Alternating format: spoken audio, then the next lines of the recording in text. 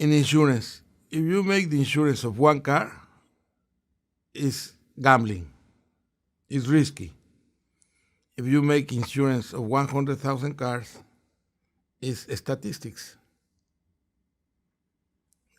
It's clear the risks are not like one car.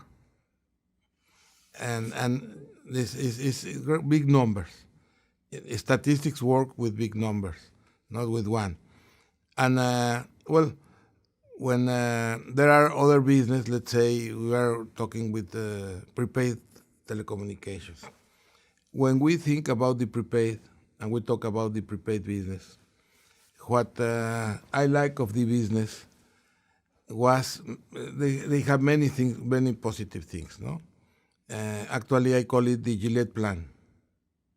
Because in Gillette, you sell the razor or you promote the razor to sell shapes. Here we were promoting the handsets, subsidizing handsets to sell phone cars. That was the concept. And the concept, we make a design of a packaging to have it in the supermarket and to sell them that you go and you buy a razor, you buy a telephone, and you have all this presentation, special, etc., etc. And we look that it was very interesting in many ways. First, you will make it very popular because you can have it at the hand in all the supermarkets and every place. Second, you will have expenses, bigger expenses, because there will be more churning, and you need to pay commissions for the cars, and you need to pay commissions for the handsets. But there were a different price. Prepaid has a higher price that for per minute that the postpaid. And it was interesting because when you take in business average cost, average X, you have mistakes. You need to make the analysis of everything. It is not for the public, but I should say that my partners didn't like us, and they met us to say we don't agree with the prepaid program. It is not profitable. It's jeopardized. You are jeopardizing. You are cannibalizing the other market, etc., etc. And there were a lot of opposition to this concept. Actually, in Canada, in U.S., and in other countries, it's not very usual to have these prepaid programs, like it's in the market that has grown strongly.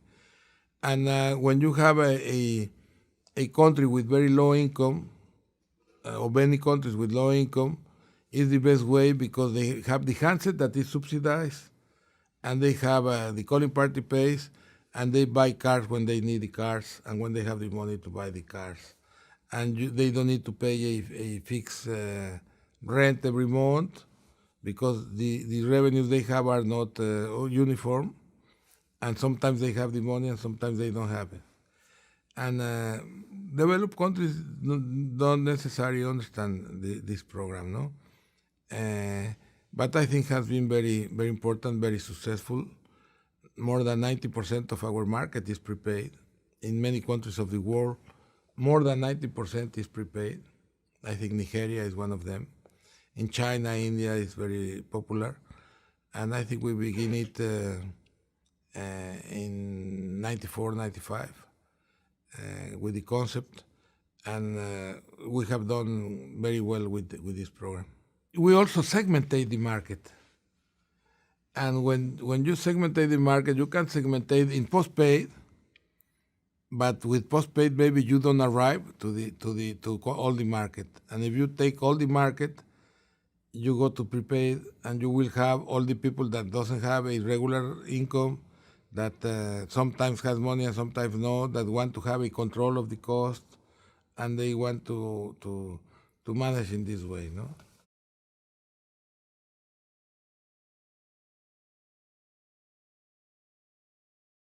We were only 2 or 3 Mexican groups and 12 or 14 foreign groups.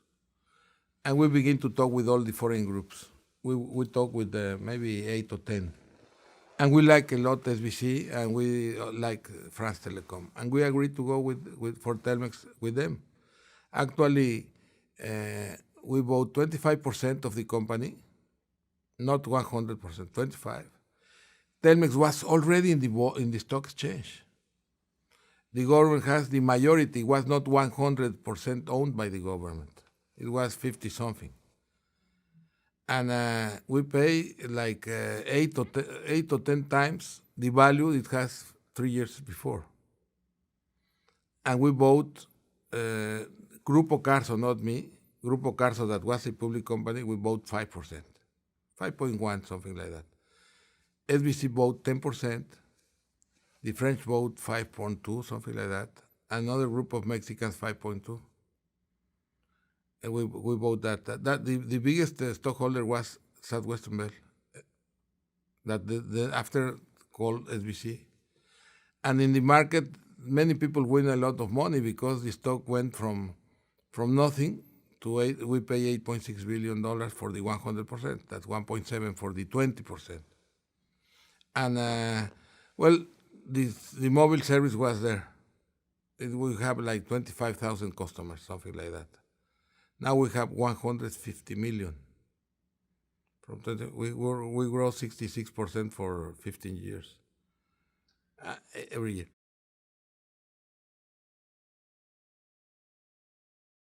I believe in circumstances, and I think that you make your own destiny. But your own destiny depends on the circumstances, and that in some way you can say that circumstances take you to some maybe to some destiny, But I believe in the freedom to create your own future, Because if there is not there, is in other place, but you will find it, and it's very clear just by common sense the growing of mobile because of many reasons. First, it's cheaper because there are not the paraphernalia that you have in landline. You have a copper going from each home to other home, and big hoppers to the centrals. It's very complicated, a landline company, a landline network. It's like a water or power line. You need to have the pipe to you cannot send water by wireless or energy, but you can send voice by wireless. And you know about broadband TV. You know that with a big antenna, you send to every place the signal. Well, if you can develop a network that you don't need wire and cable and copper and all this, that means that it's a lot more efficient and more cheaper than the other. And when you are giving a landline, you are giving a landline to a house, to a home. But a mobile is for a person, and there are more persons than the houses. No? You can maybe 3 or 4 persons per house.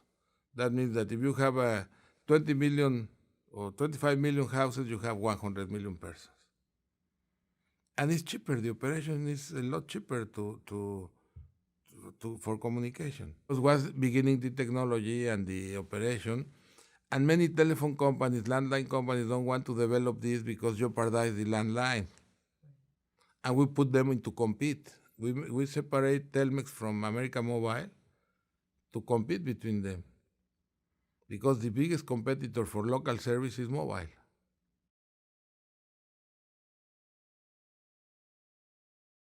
In cellular and telephony, you are going to convergence.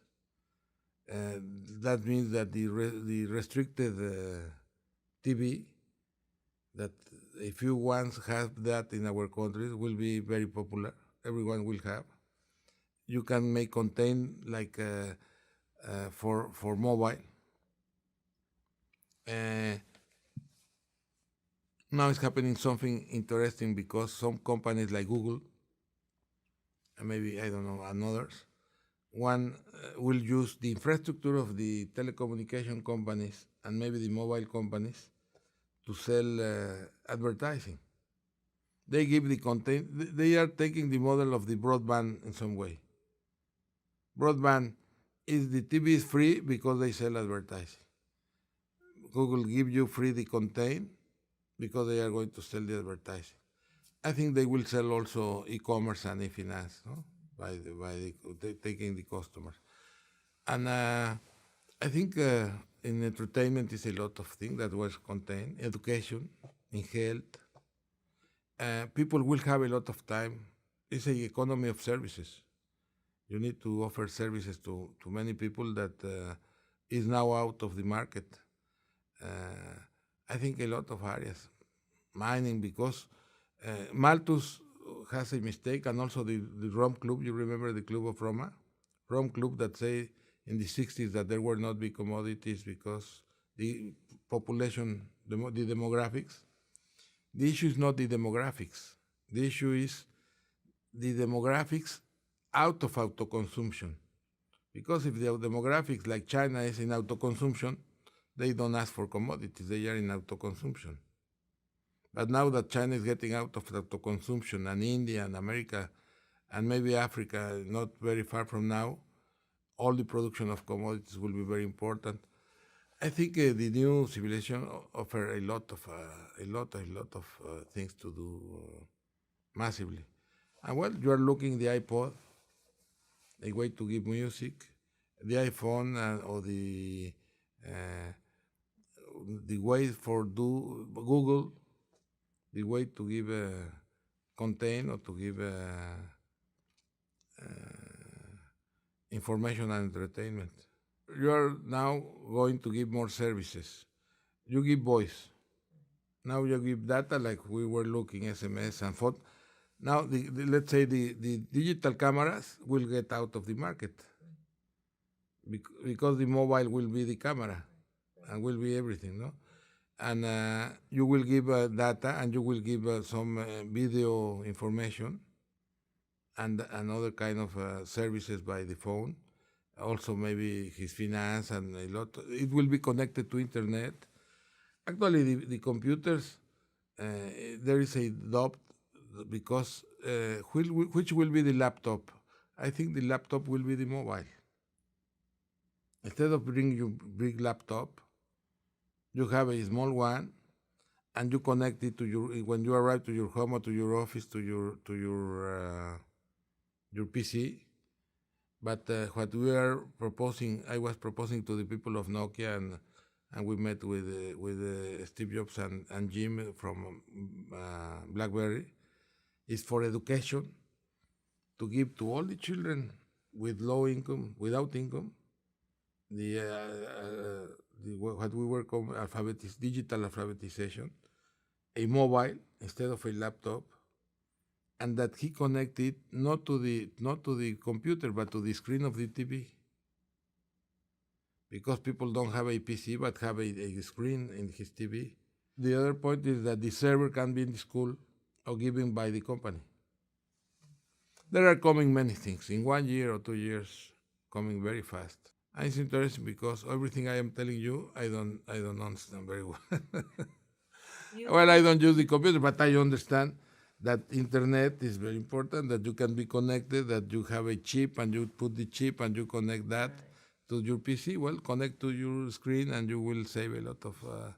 and you will have all the students of 6 years, 8 years, 10 years in our countries with a, not with this, but with any handset that can have a connection to internet and connected to his screen.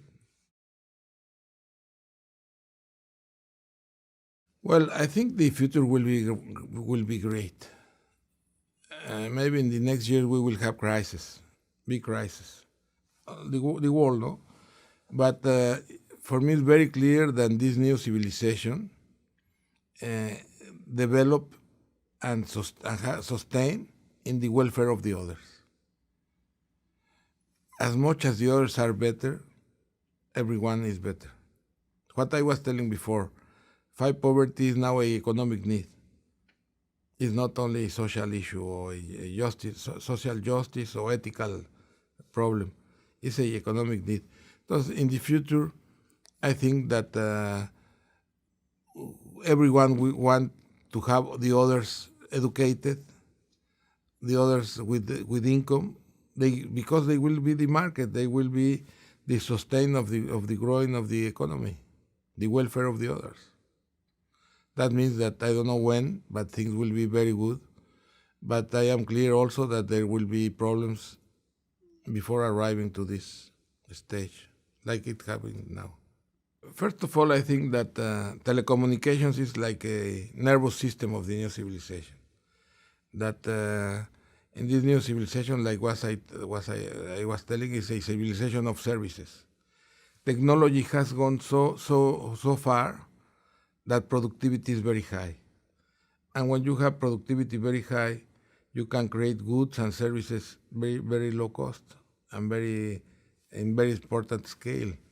That means that people don't need to work so much time, and the productivity so high is create wealth more easy. And the issue is how to make the conduction of the society and the economy by the government to make that these things work. I think China is doing a great job on that in that direction. I think they are very clear about the long-term vision, and they understand what is the globalization, and they are looking the globalization and making it good for them, the best for them. I think each country has its own conditions. A country with 1 billion people is different than a country with 1 million. A country with so much population has a big domestic economy and will be the main issue to manage. No? India and maybe Brazil and Mexico. But I think each country has his own situation and his own step of development that is different. But what is clear is that everyone should learn from China, but from Korea. But most than learn of them is to have clear education, go from the alphabetization to digital alphabetization, not to teach A, B, C, D, but digital alphabetization, convergence, connectivity, and modern education, middle and superior education levels, and strong in education, very strong in education, and science, technology, engineering, all this. Richelieu at the first part of 17th century they say that you need to support mechanical arts, mechanical the mechanical arts, no? Education, mechanical education. I think now is very important to teach about all these issues without taking out humanism and this education, and create jobs and create activity, economic activity, investment, reinvestment.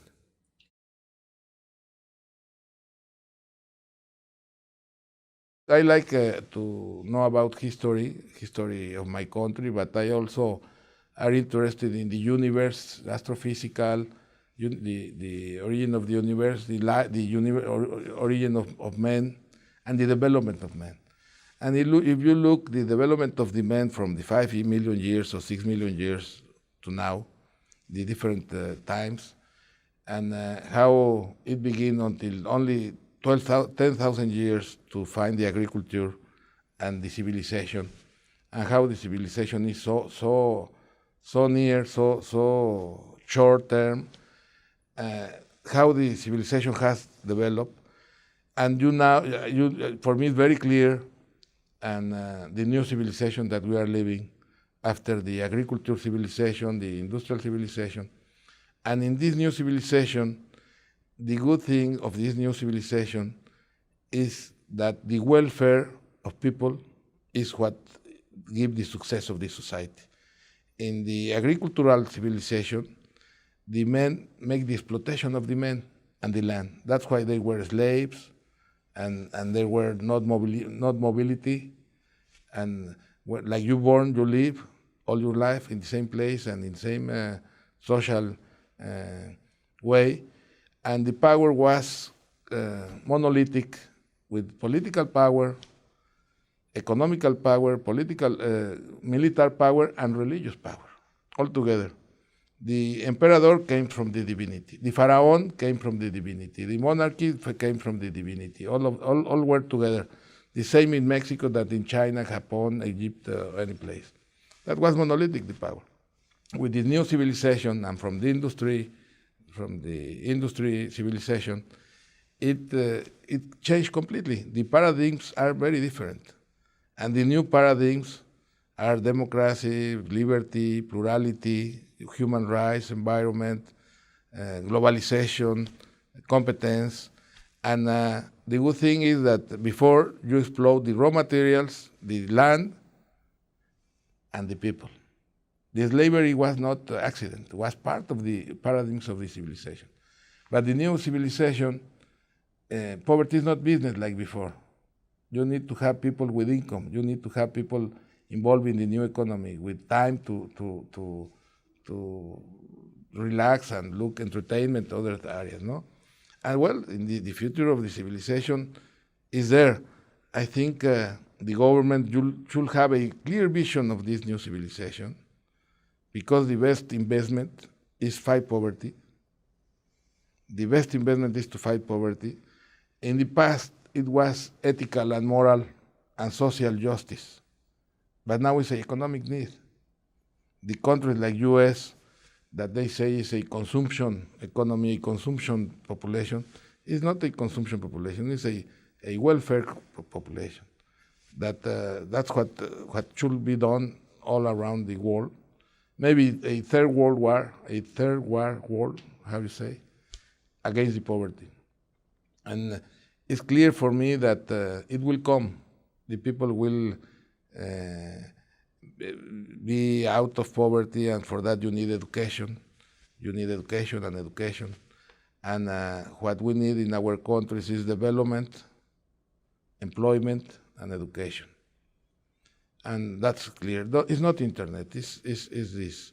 And as much as you have people with income and with employment, and better income and better employment, you will have better markets, bigger markets.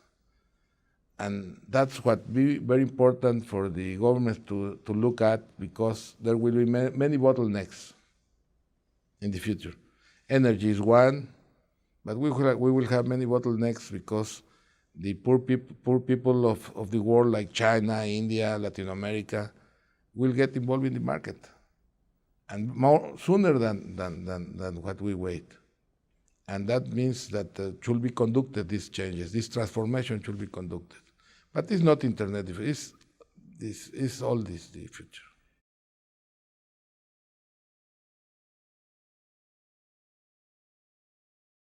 Very important. I think so. I think in two ways. First, you need to, if you are in business, you need to understand the environment. You need to have a vision of future. And for that, you need to know the past. I think it's very important from this side, like a businessman. But also, in the personal side, a businessman cannot be only in business. You need to have more interests. Life offers a lot of interest, many things to know, to learn, to feel, to live.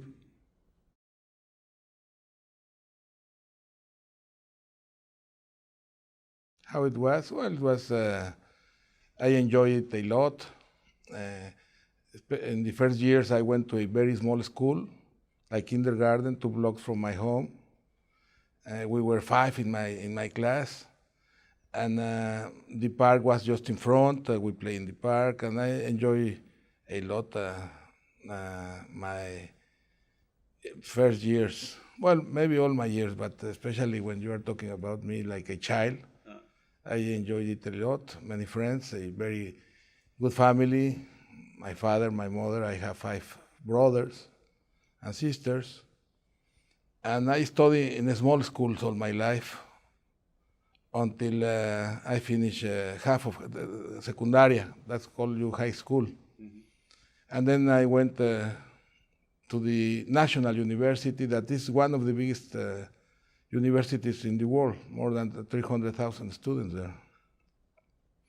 We have their college, postgraduate studies, and preparatoria, we call preparatoria. Instead of high school, we used to make in those years 3 years of secondary after primary, and then preparatory, 2 years of preparatory and 5 years of college. It's interesting. Some years I was very good and some years no. In some subjects I was very good and in others I was very bad. But let's say in secondary I was very good. In primary and in college I was very good in some subjects. I was very good in my second year, the third year. In the 4 and 5 year I was thinking to change of career, but I began to give classes like a professor in the university when I was in third grade.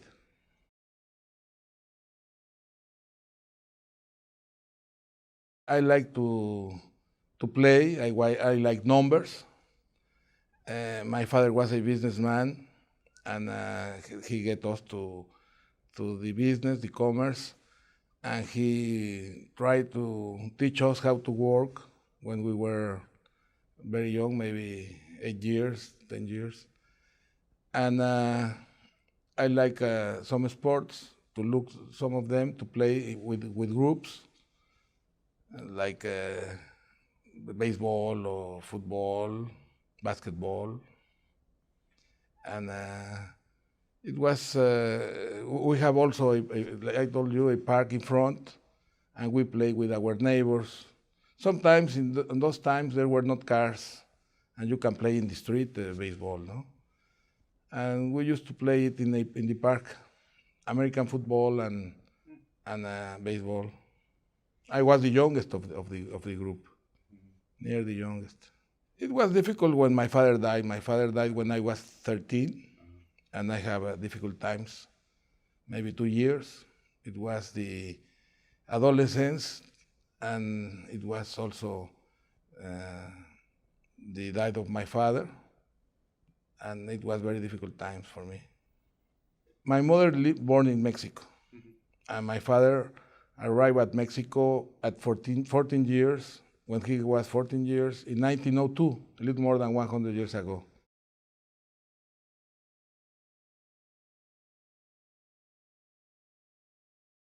Well, the Ottoman Empire was very tough with the Christians, and I understand that they put in the army or something like that when they were very young, and that's the reason, the main reason why they emigrate. The Christians, emigration of Lebanese. The first immigration that is until the finish of the First War was because of the empire that has control of Lebanon. I think everyone is immigrant. If you go to the glaciation, people move around every place. They were nomads all around. America, all people is, including the Indians that came to America maybe 25, 30,000 years ago. Everyone is immigrant from one form or the other. And I think immigrants are very strong people.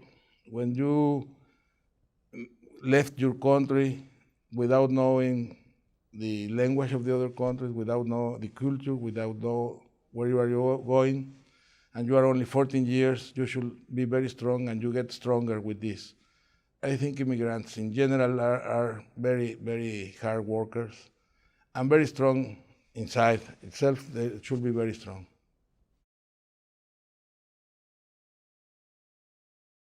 My father was very strong hero for me. His personality, his kindness, how he was strong, firm when he needed to be firm, how he was amoroso, lovely, and my mother. I think my father was very important, like I told you, especially because he died. And maybe some teacher I admire, some teachers, some sportsmen that make achievements, very strong achievements. And I think it was very important. In sports, you have a lot of people that you admire at this age, where you read in the newspapers, and other people that make achievements, like the ones to swim the channel in Europe, and many sportsmen. I think I always know that I was going to be a businessman, because I began to invest when I was 10 or 12 years. I began to make my first investments. I opened my check account, and I was investing already very young. And I think I know that. My father gave us 5 pesos every week, and when you have a birthday or something, and they give money to you, you need to make something with that, with your savings. And you can have it physically, but you can also put them in a bank on an investment. And I went to the investment. I have, let's say, a surplus of income against my expenses. That means that you have savings and you need to make something with them. And then you begin to think what to do with them, and you invest them.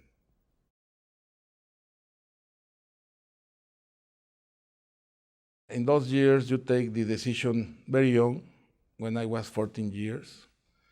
And I select engineering because I like numbers. I think some people like letters, others like numbers. To some ones, the letters tell something to them, to others, numbers tell you something, no? And I am a man of numbers from when I was very young, and that's why I select engineering. I think it's very important for your career. And the engineer studies was very important for me, because you work with exact science and experimental science. And that's very important. You know that not everything is exactly. You know that science comes from experiments also. And I think my career has been always important. I make a construction company. I were involved in a mining company. I am in telecommunications. And that's very good. Engineering is a very strong basis for business, I think.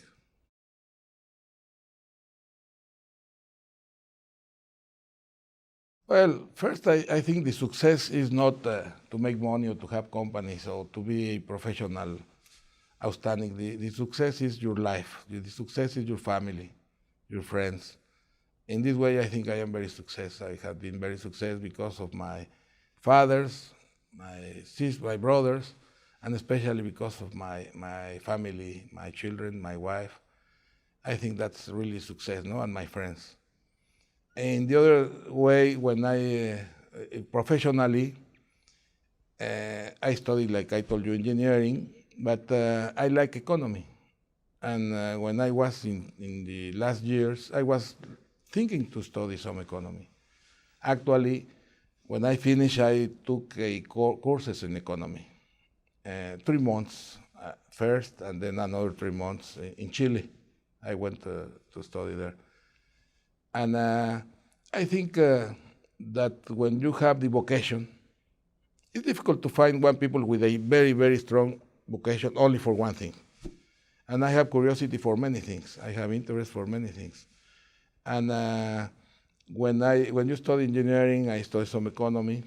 I decided to take, when I was 24, a sabbatic year to look what I was going to do, to think, to travel.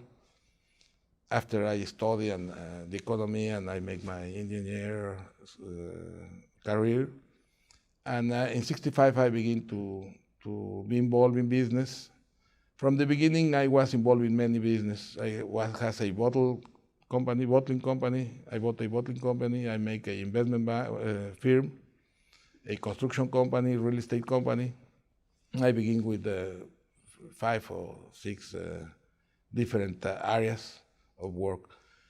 And I believe I understand that there are a confusion between in the business, between the businessman, the entrepreneur, the executives, and the investors. There are 3 different persons. But in a small business, regularly, the same person makes the 3 things. Is the investor, is the businessman, the entrepreneur, and is the executive, the CEO. I was very clear that CEO and businessman is different and investors is different. And as much as I follow my career, I work with executives. My work like a businessman was to work with executives, with CEOs, to make them develop his capabilities.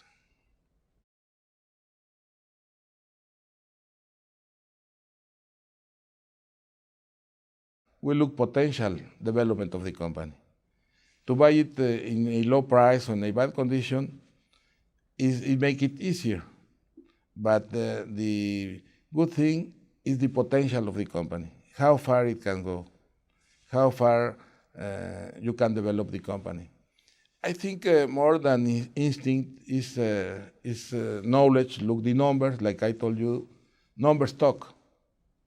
You look the numbers, you look what they are doing, and we have a philosophy of working that make these things not very difficult, because when you work with austerity, sobriety, and you invest in equipment and you reinvest, there are, I think, some basic rules, nothing magic, only basic rules to find out which are the conditions of the company and how to change them. What is clear also for me is that you can do it very fast. You can do it very fast, and the fast you do that, the best is for the business, for the company, for the people involved, to make that. No, and you need to work in the whole area, not only finance, not to look only one area. You need to look labor, your treatment with people. You need to look that the people should feel good in the work they are doing, to be motivated to be there, to have the spirit to be in the company. And you look also sales, you look production, you look finance. You need to look the whole company and arrange the areas where things are doing bad. Let's say one example. In some companies you have a lot of levels of management. That's not working, no? Many levels are not working for the operation. They have headquarters far from the operation, corporations. The corporation is outside the operation. We work without corporative people. We focus in operation. We take down as much levels as we can to make that the highest level be near the operation. And with practice and the experience, we have been make a team that is very efficient to do that, and we do that very fast. And I think it's not instinct; it's experience that you can learn, because it's not done only by me; it's all the team. And the organization is very big. We have near 200,000 people working in the group. And we have a lot of young men doing this kind of jobs that take basic rules of management to do that, no? And in the way you read a lot of books, how they do, what they do bad, what they do good, the conglomerates of the 60s, the way they manage the biographies of some people, what they do, and you can take the good things of them, not everything, no? And the experience, you can, I think, have experience from the failure of the others and your failures, no? And what we do when we are managing business is that we don't need to take decisions, but we try to do small mistakes. We are very, very open to do small mistakes. Big mistakes is very dangerous, no? Very big mistakes is dangerous, but small mistakes make the people trained and learn how to take decisions and move ahead.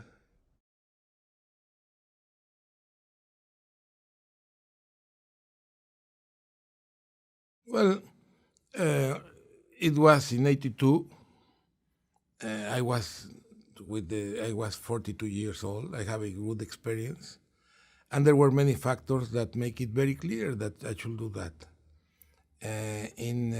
During the revolution, and that's very important, the experience of my father. My father make his business, buy 50% to his brother, invest in Mexico. My father was very young. He has not family. He was not married. He was without so much roots in the country, and he stayed in Mexico. You cannot make any comparison with a revolution.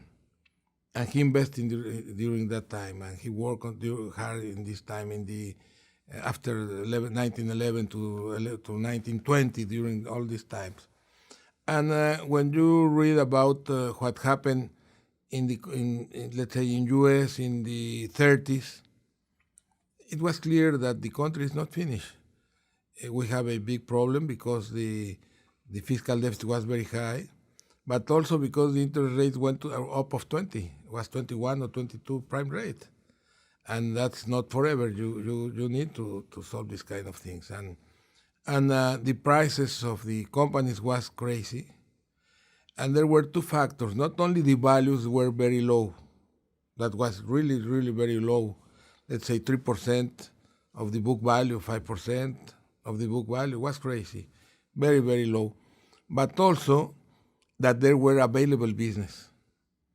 Because in our country, the companies has a group of control regularly, because there are not so big companies, and there are a group, a person, or through the bank, that the control of the companies is there.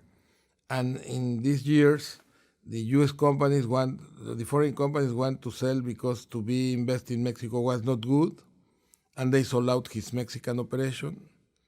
And the bank sold the assets, and many people want to sell everything, and we were the only buyers. And that's one of the reasons I get so complex group with so many sectors, because they were available one day and the other and the other and the other. That's the only reason we were involved in so many things. And for me, it was very clear that a company that have a debt in foreign currency has also assets in foreign currency. And it was an accounting problem. Let's say a company before the devaluation that buy a asset and has a debt in foreign currency is bankrupt at the next day. But if you make the investment the next day of the devaluation, you adjust accounting. There are also accounting problems that make think that the things are worse than what they are. No, I think it was very important, the experience of what my father's done. I know that the history of Mexico, how we have problems in the past, from the 19th century also, and the experience of the economies and the markets when you get a depression, a recession, how everyone, you know, the markets and the economy, that I believe we don't need to have economic cycles. Economic cycles make sense in agricultural civilization when you have good weather and bad weather. But in a society of services, it's a psychological problem, no?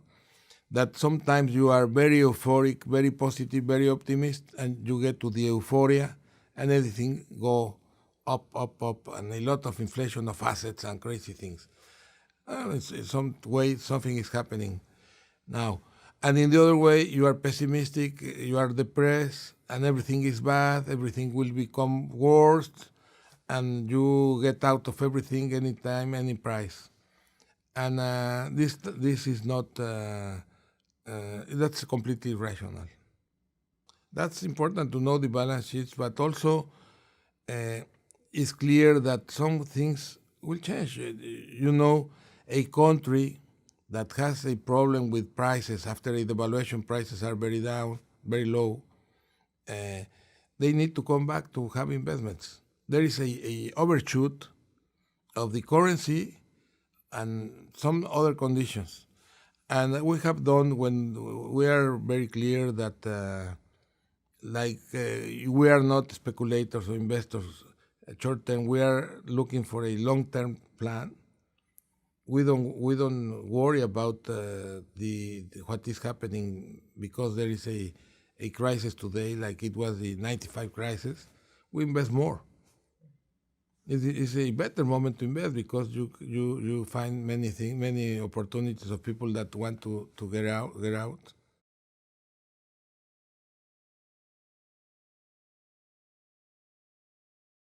When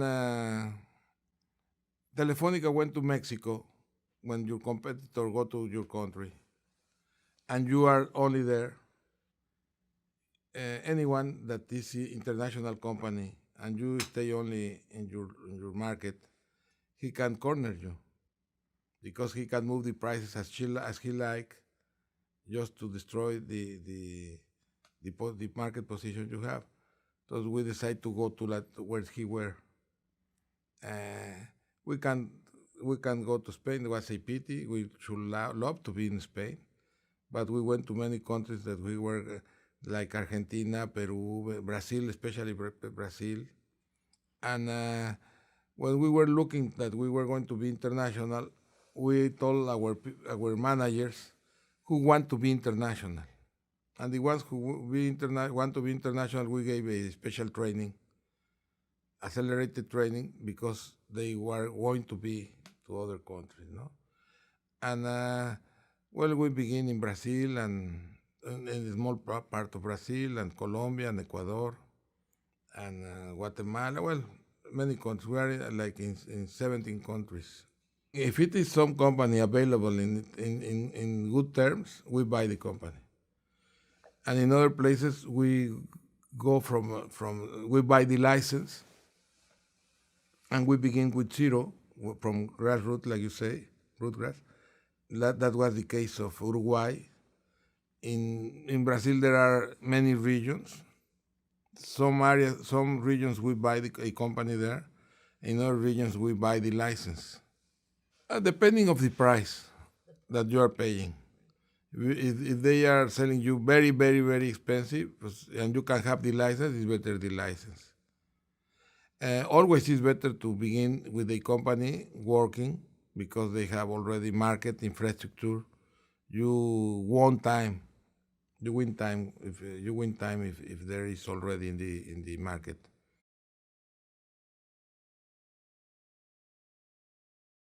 There are some principios that we use that are the way we work, and that we try to live all the time and work with them. That not in order, maybe I don't will remember all of them, is that the money that go from a business get evaporated, that you will look for reinvestment, that you be very competitive with the modern equipment that you can have and the technology, and follow the international reference, and that not don't to have too much. The structure should be very, very thin, not to have many levels of management.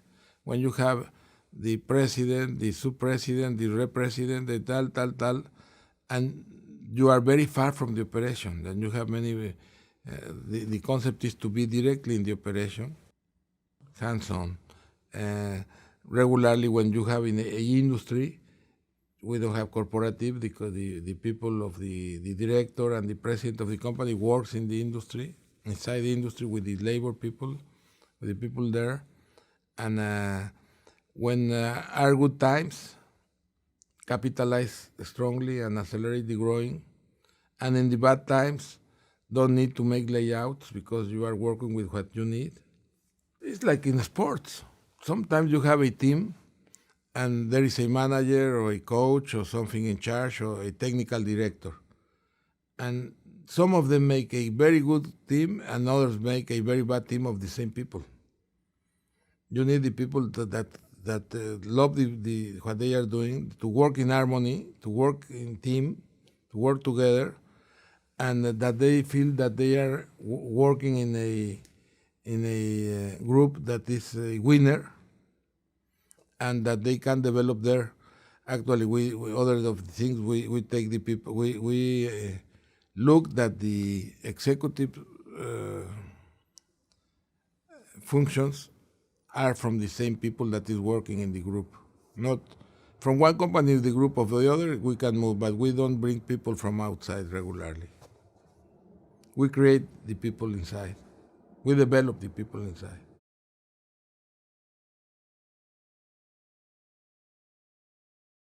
You have the privilege and responsibility of manage wealth. I know, and my children are educated in the same area, that when I died, I will not take anything. I think that the wealth, that people that has wealth of his own, or maybe a government, a politician that manage the wealth of the people, or the responsibility to manage money, the responsibility is to be efficient with the wealth, to manage it, okay. And you are worried about the efficiency and the way you use it. At the end, you manage the wealth temporary when you are alive. And maybe you're still alive, you put the wealth to be managed by others. When you are worried about the organization. Actually, you are taking care of the interest of the investors. You are worried if there is something bad in the price or the value of the company because you are doing wrong things. But if you are doing right things and the markets move up and down, you worry to do about things, not to worry to make things happen in the short term, but in the long term. No? And when you are doing the right things, the value will be there, will come. I think it's a social responsibility to make wealth, produce more wealth. For the end of the day, it will go to the society. And also give you the possibility to use this wealth for other purposes beyond the business. That means that that's my belief, that is crazy that you make wealth, you have a wealth, and you leave it to a foundation when you died, to looking for others to do you don't know what. I think that all this should be done in life. During the life, you should use your wealth outside the business to other causes, to other jobs like nutrition. That's what we do in our foundations: nutrition, health, child health, education. That is the main reason of the new civilization. You need to have good education, and justice and other programs of high impact. We try to do it in high impact. Actually, I am going to begin a new company, and I think we are just beginning to develop outside Mexico to get international. And also we have a new concept and company to put it to work in the near term.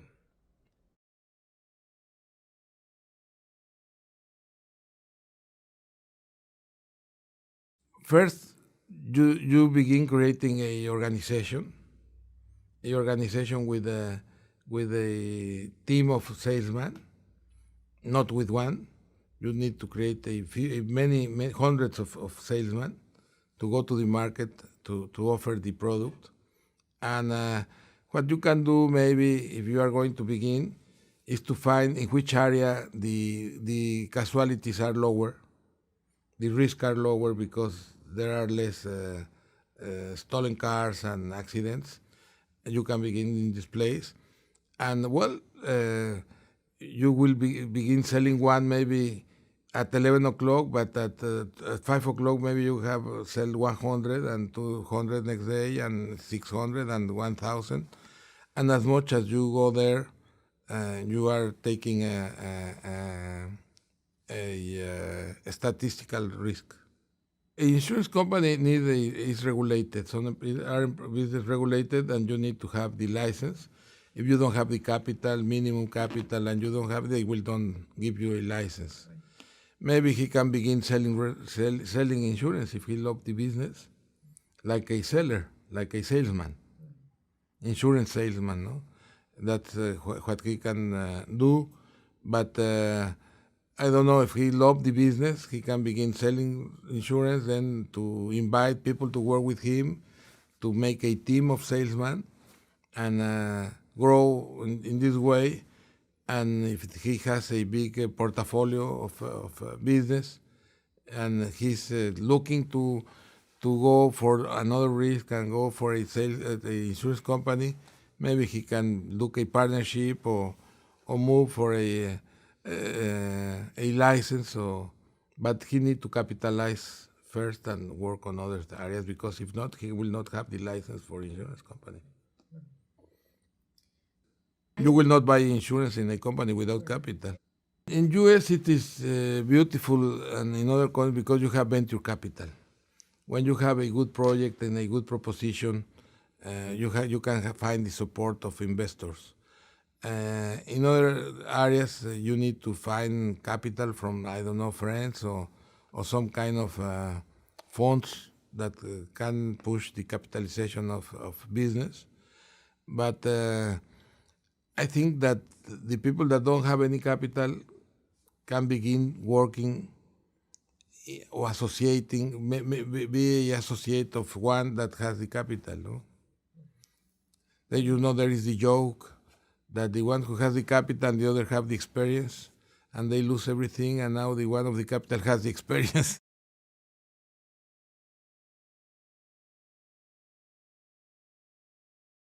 When you love life, you want to know more about life. No? I think engineering is important, give you the tools, and in business to analyze, it's important to simplify it, to have the essential points, the essential issues, the fundamental, the basics, and take out everything that is secondary, to have less variables to study or to look at.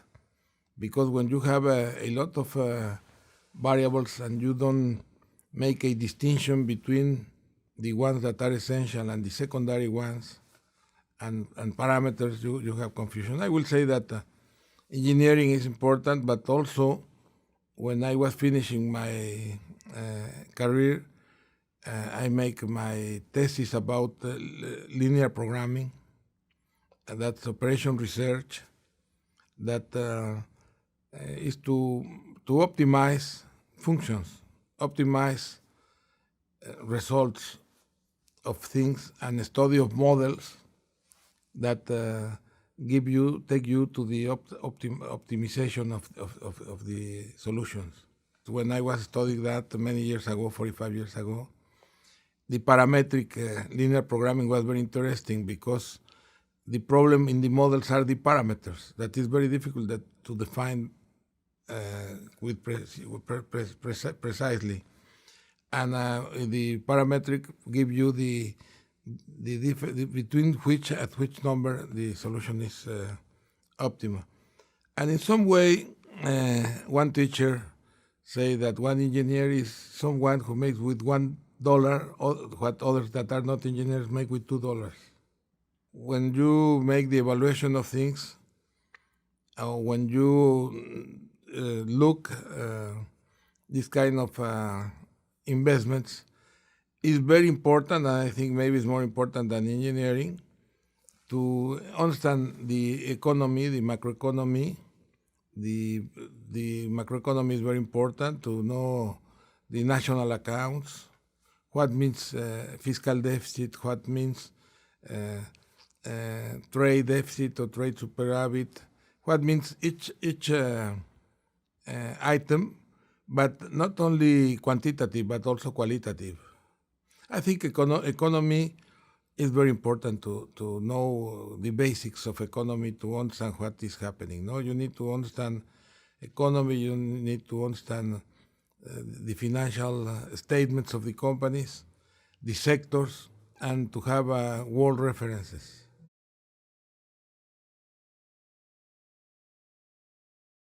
I don't know. I think that more than instinct, there are circumstances, and experience. I think is important to uh, know a little the whole, like you say, integrated items. But well, I think that from the first moment in '65 that I begin founding the companies, I always believe that I am not a executive. I am more an entrepreneur, and I am not a people that work from 8 to 6 or from 9 to 5, and I don't have the characters of the executives. No, I think in business you have the executives, the CEOs, the executives, the investors, and the entrepreneur. They are different. The entrepreneur is more a creator, promoter, and he work with executives. The executives are the ones who have the work to be done, the organization, a leadership in the organization, but the entrepreneur need to be the leadership of the leaderships. I think the small and middle business, the same one is the three things. The same person is the owner, is the investor, and is the executive. There are not fight the possibility to have the three positions, and you cannot make a separation in the middle and small business, because the entrepreneur and the businessman, like you want to call him, has the three characteristics. Now, he's the owner of the business, he's the investor in the business. Sometimes they find partners that invest with them. The investor is one that have confidence in the management and in the economic sector, and make an investment there in private companies or in public companies. And mostly you think a investor that is thinking in medium plus, or maybe medium term, or maybe long term. He's not selling and buying every day, no? The one who sell and buy all the days is like a gambler, no? He looks the adrenaline go, is like a kind of Rambo, economic Rambo, no? Business Rambo, financial Rambo, no? They don't want, they want to feel the adrenaline, no other things.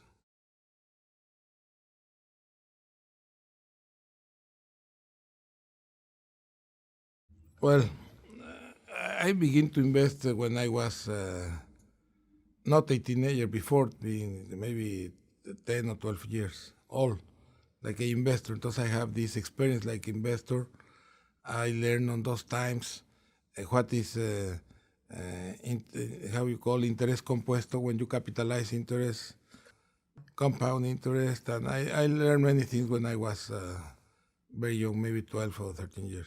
Then I understand how to learn a balance sheet. I don't learn that in the school. And when you look at a balance sheet, there are a lot of information, not only a balance sheet, but also a estado de resultados. That's report financial statements in general, no? I think finances to invest, there are some principles that are very clear, but very easy. You invest with basic conditions. You invest when you have confidence in the management, in the sector, you like the sector, and the value of the prices are not high, or let's say are low value. No, you are buying intrinsic values in good companies and in good markets and in good sectors. No, I think these kind of things are basics and are not complicated. The training I have for one thing, and the other to study financial statements during many years, maybe 10 years or 15 years, and my experience in many areas, and the facility maybe to simplify the variables. Take out parameters that are not necessary or variables that are secondary, and look the essential issues of the business. I really think that I make things that are not very rational, like get involved in too many areas, too many sectors, doing so many things, so different things. And the reason was that when you have not more area to grow in one business, you diversify. Because I have done really maybe 50 or 60 different things. I don't know how many, a lot, that don't make too much sense. It's not a recommendation to others to do that. We have done paper, candies, tires. We compete with the international companies, soft drinks, construction, bicycles, mining, telecommunications, metals, financial services, insurance, and oil platforms and infrastructure and road tolls, etc., etc. I think bakery, retail, that's I think dangerous. We have been relatively success. We have get out of some of these areas, but I think it's important to focus in the areas where the sectors that you look with a good potential, that are part of the dynamic sectors that will grow strongly, where you can done something, that you can done things, and follow world references. And we have competed with many companies actually. Let's say in paper, we compete with Kimberly-Clark and Scott Paper without a foreign partner. In tires, we compete with Bridgestone, with Michelin, with Goodyear without a foreign partner, and we were the leaders in the market. In tobacco, we compete with British American Tobacco. We have a foreign partner. I think that it's important not only to separate your activities like investor and like a entrepreneur, but also to have more focus and more focus. There is a moment where you cannot. It's not recommendable. How you say? It's not good for others to get involved in so much areas. We have get out of many of these fields. We have sold out many of these sectors because they were too much.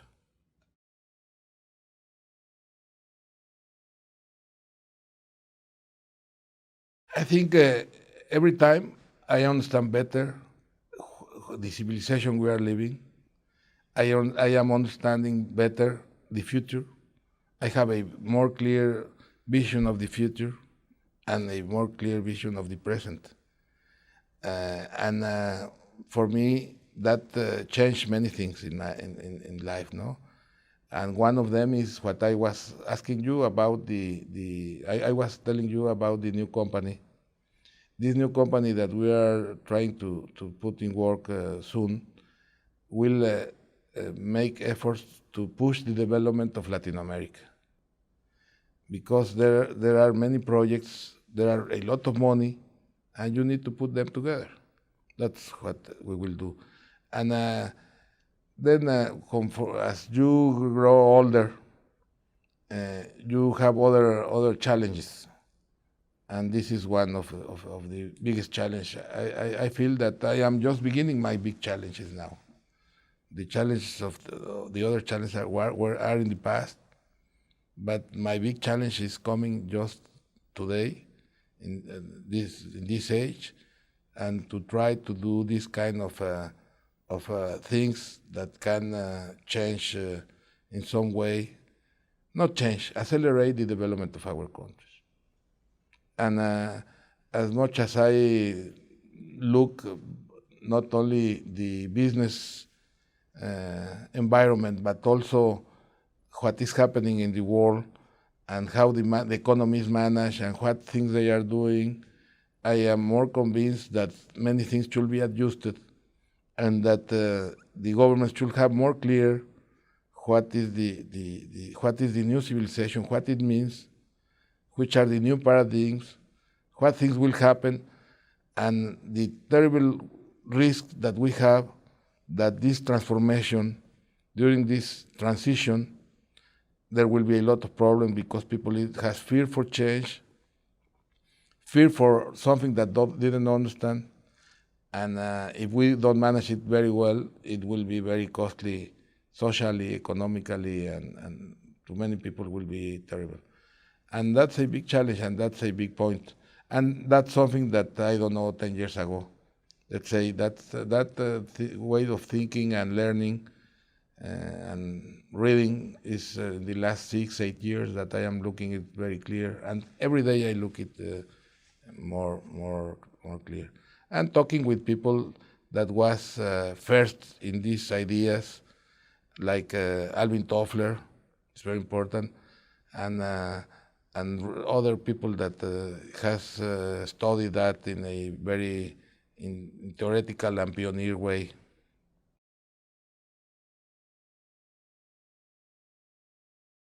I believe that family and personal life and business or professional life is not only compatible, it's necessary.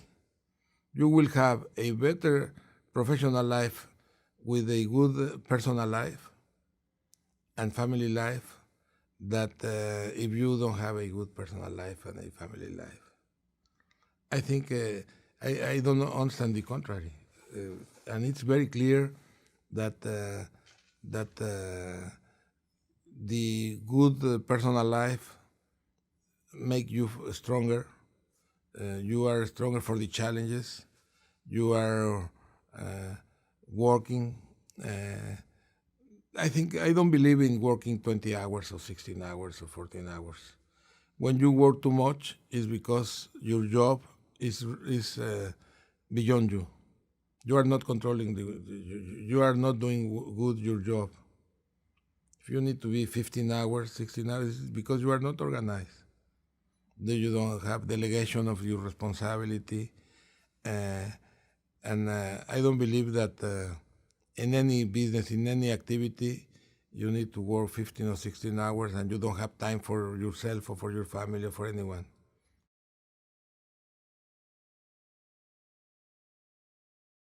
There are invited many important businessmen from Latin America with his children and with his family.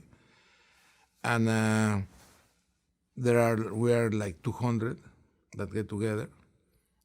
And we have, it's clear that you live socially also, but we make presentation about different issues, global companies, familiar companies, social problems, etc. It has been very successful. We are very happy with that, and I think one of the main reasons to say that is that we have 7 meetings. In this new meeting will be in Central America. The first was in Mexico. We organized that and we invite there. The second in Dominican, then Brazil, Buenos Aires, Santiago, and Panama. We have some propositions now in Panama. We have talked a lot about that and work already in some of these areas. We are thinking to make a confederation of foundations, of Latin American foundations, to get together for some programs, some projects, to have information what one do and the other, to try to work more together the foundations. That's one interesting point. And I think we will create maybe also a fund between the businessmen of Latin America for Central America to invest in infrastructure, physical infrastructure. We learn from each other. But it's interesting because in some areas the fathers talk and the others the children talks. Because they are 30, 35, 40, many are on charge of the business. And we learn of each other. doesn't matter the generation, and it's clear the energy of the young people, also of the old people, no? And the compromise, and that they are very clear of the social responsibility of the business community.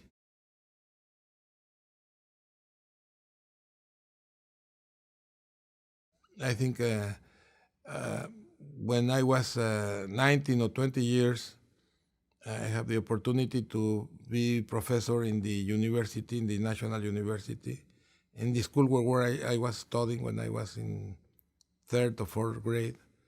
And it was a very important experience, and I enjoyed it a lot. The class was algebra. It was not it's nothing that you can make more than academic, because I believe in academic and information for formation of the students and the people, no. And I think that for the education of your children is very important. The experience you can have, and you can remember what you feel, how you think when you were a child about the things that are you talking with them. And I believe that this is important. It's very important, a good relation with them, especially if they are going to follow what you are doing. If in my case, my children like the entrepreneur activity and the business activity, because from when they were a child, they were compatible with the family and the life, no. And I am very impressed that they manage very well his personal life, their family life, and his business activity. I think they are a good example. They are a good example, and I believe that sometimes, more than educate our children, we make something like domestication. Don't do that, make that, go there, put there, take out that. But, you know, like we're training without rationality, without without any common sense or rationality of the things you talk with them, without formation. I think it's important to leave your children a better country, but it's maybe more important to leave your country better children, first of all. And second, you are looking for the happiness of your children, and they need to and I think that work is not only a social responsibility, but it's a emotional need. You need to work. You need to do things. You know, you need to be active. You cannot be lazy without doing anything. It's bad for your emotional health, no? And what I try to educate, and that was education of my fathers also, with responsibility and compromise. Because at the end, wealth is responsibility and compromise. And when you die, you don't take anything. You are a kind of temporary manager of wealth.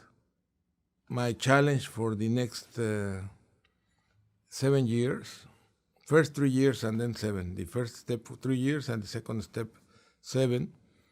A challenge is to create human and physical capital in our countries, in Latin America. And that's now my challenge. That's what I am more involved and interested. And what's that? Health, nutrition, health, education, and jobs, and physical infrastructure. That means airports, ports, roads, highways, power plants, energy, telecommunications, etc., and housing. And that's what I am trying to do for the last years.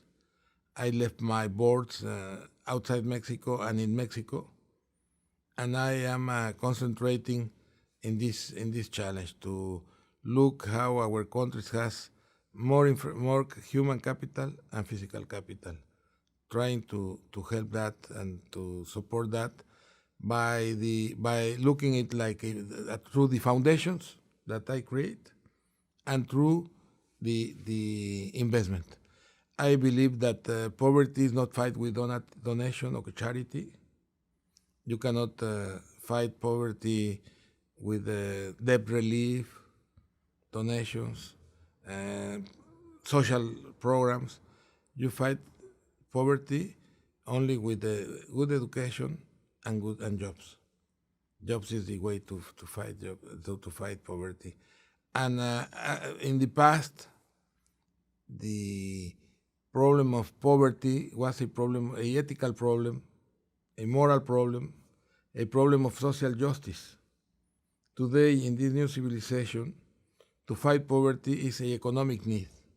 If you don't fight poverty, the country don't develop. In the past, you have slaves. You fight for earth, for soil, and people to work for nothing. Now you don't need the physical labor. You need mental knowledge, labor that know what to training skills, labor, and that's why you need the education and the human capital, and that's what I am convinced, and that's what I am working, and that's what now I am more interested. No.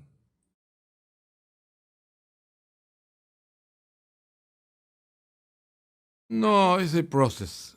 Always, it's very clear for a long time.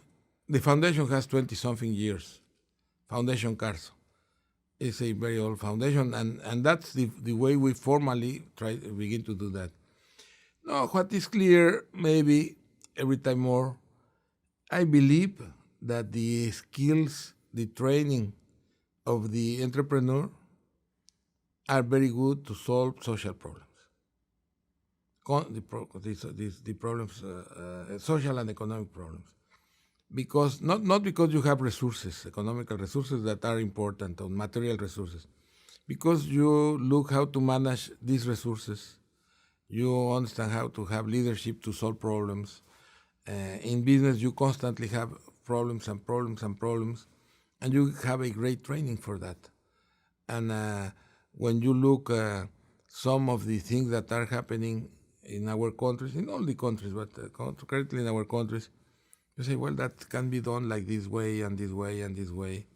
And if you have the human resources, material resources, the team, and the skills and the experience, I think is a very important and great thing to do.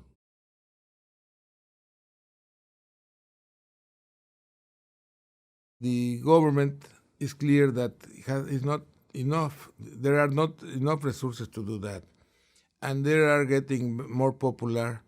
What in England was done many years ago, the PPPs, public-private partnerships, that associates private investment. The governments, all the governments, including the most radicals, maybe, believe in private investment in some way. Well, you need the combination of private investment and public investment, because public investment is not enough to solve the problems. And the innovation that you can bring, like people with experience in business, is very important to solve these kind of problems. There is other point that I think is very clear. Governments, as much as they can have labor, they don't give more than 10% of the labor. Actually, the population economical active is like 40% of the population. Let's say in US should be 120 million, no? 40% of 300. And there are not more than 10%, around 10%. The government will not solve only a small part of the employment. Private investment, big business, and are not solving the problem.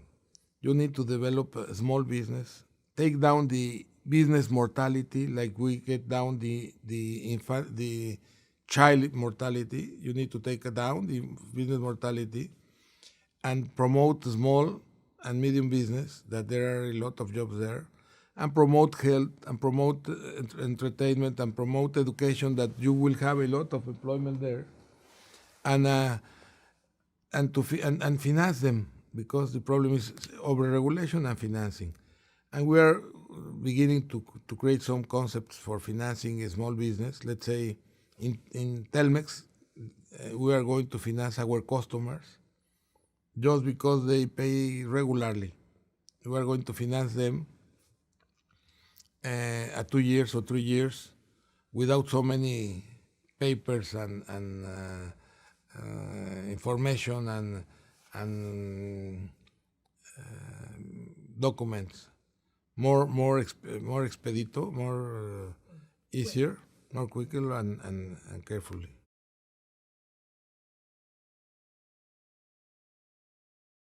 I think vocation, motivation, what you study, what you read, what you learn, and especially to organize a team of people, human resources, no, a team of people that get motivated, that work with you, that accept your leadership, and that you are constantly forming, educating, and work with a motivation that make them feel that they can achieve anything that they propose, and to feel to be part of a winner team, triumphant, a team that is triumphant, that can win, that is winning.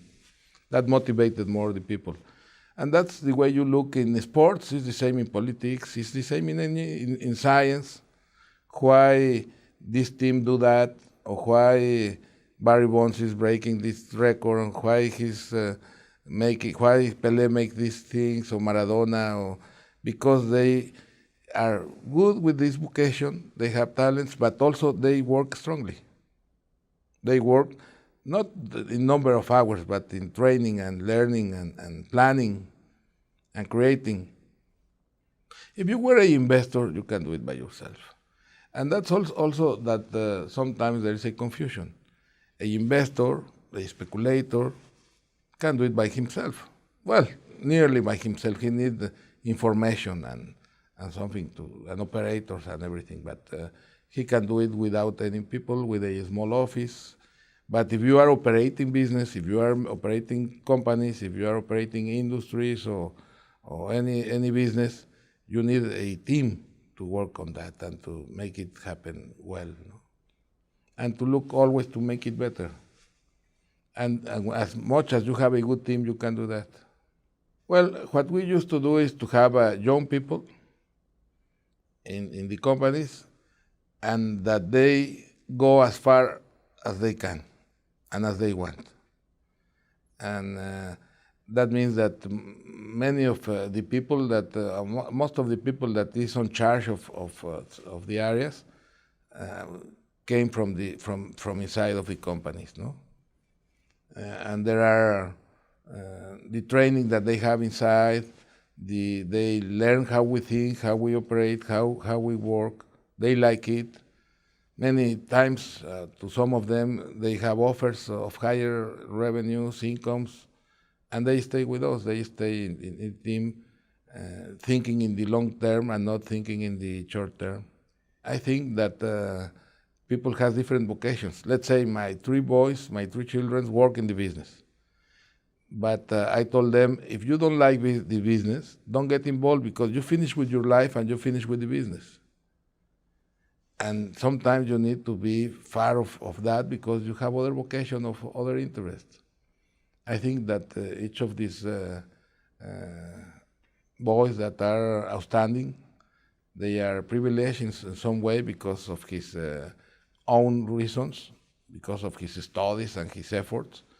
They need to find which area they want to be in, and in this area to look how to be every time better, but especially to be inside better, to know him very good, and to try to have a good family, to be happy, because that will make him stronger for the things he will do. And well, the first thing to recommend is that they don't work in some place that they don't like. that they don't do things that they don't like, that they look what they are really want to do, and what kind of team they want to be involved, if they want to go alone by themselves, and to find that. And after they find that, to get involved in a team and work like in a team, no?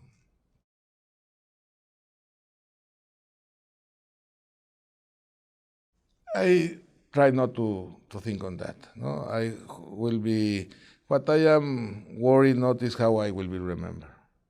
What I worry is about the future of my family, my sons, my grandchildren, that they get together, that they love each other, that they can be positive for themselves and for the society.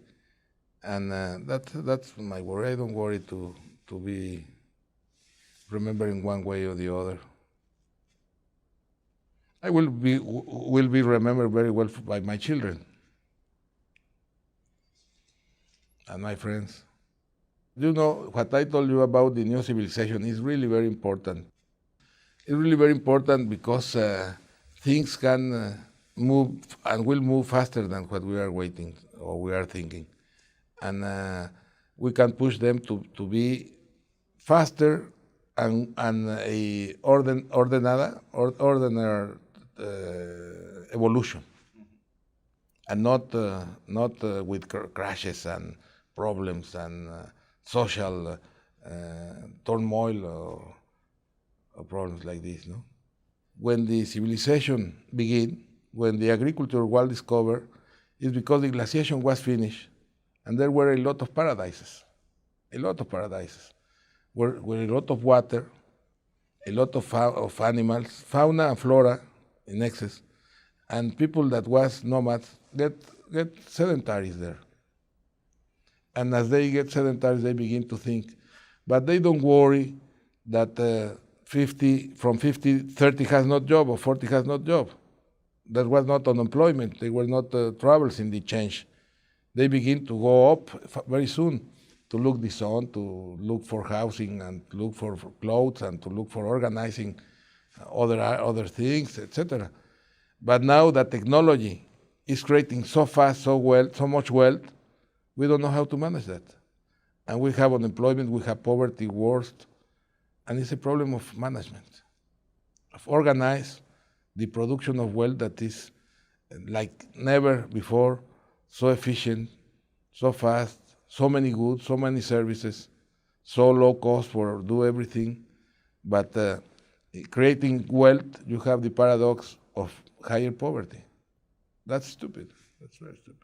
In the past, in the agricultural civilization, 200 years ago and more, all the power was in the hands of the monarchy, the pharaoh, the Tlatoani, the emperor, no? And as much as it advanced, the power is in the society. Not only the private sector that has more thing to do, but all the society, the non-government organizations is every time taking more, the academics, the newspapers, the media is taking more of the area. What should be done is more faster and organized. And the private sector is more efficient, a businessman and a private executive, than a public executive and a politics, by definition. And all this should be changed sooner. But like you say, turmoil is getting worse in many places because the fear of change, the fundamentalism, the change of the paradigms, they are not clear that paradigms are different. They put the globalization like the cause of the problems. Globalization is only one of the consequences of technology. Globalization is part of the communications. You move from the speed of the horse and the engine of a steam engine to the speed of the light and the sound light. But technology is what is doing the difference. Unemployment don't come from globalization, come from technology. But technology creates a lot of wealth and a lot of productivity. What you need is to find how you move to other people to be involved in the economy and in life and employment. I think who is doing it very good is China. China is getting in the new civilization in the way and the timing they like.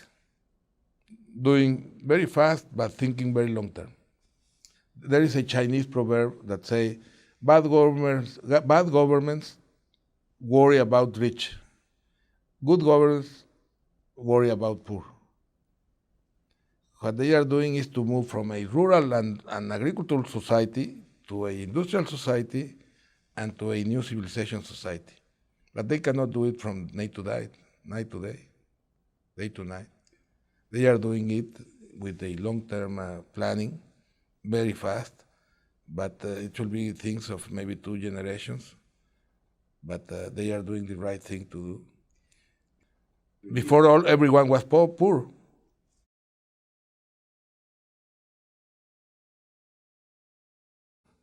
Actually, the idea of develop human capital and physical capital needs from some areas that are not profitable, you need to have the foundations. But where it is profitable and it's important that physical infrastructure is profitable, will be investment. I think the combination of both is very important. Are both fundamental to the development of our countries, to fight poverty and to break the barrier of underdeveloped. I think that you need to arrive to some kind of income per capita, some level of income per capita that is like a speed to break the barrier of underdevelopment. No? Like to get out of the earth, you need some speed to break the gravitational forces. You need a revenue per capita to break it. And I think many of our countries are near that. And I think investment is very important because employment is given by investment. So you need to invest, and business need to invest, and business are necessary to give employment. And by the other side, what is not profitable or short-term profitable should be supported by foundations, like is the human capital, the health of the people, nutrition, to work, and then they work together, I think. It's human capital. We are working, what you say, culture and arts is where we are more advanced, but also environment. You need to take care of the environment, medio ambiente, we say, environment, ecology and medio ambiente, environment, arts, and it's entertainment, sports also. We are also working in sports. And that's human capital, no? Human and social capital. To have this kind of support of the activities by the private sector.